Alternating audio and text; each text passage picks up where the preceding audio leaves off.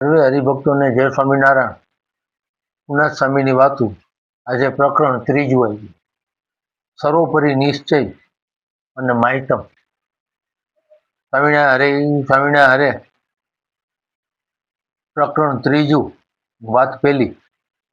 સ્વામીએ વાત કરી કે ધોરાજીમાં લાલવડ હેઠે મહારાજે એકાદશીનો મહોત્સવ કર્યો.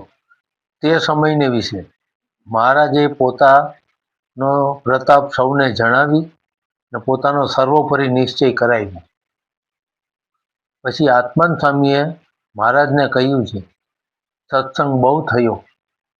ત્યારે મહારાજે કહ્યું કે હજી ક્યાં સત્સંગ થયો છે એમ કહીને બોલ્યા છે એક એક સાધુ વાહે લાખો મનુષ્ય ફરે ત્યારે સત્સંગ થયો એમ જાણવું.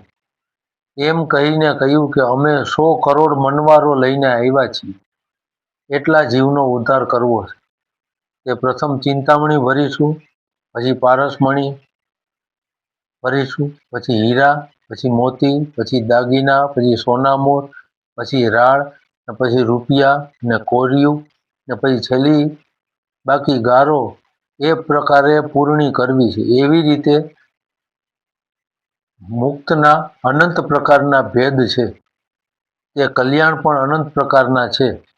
એવી રીતે બહુ વાર્તા કરી. સહેજાન સ્વામી મહારાજની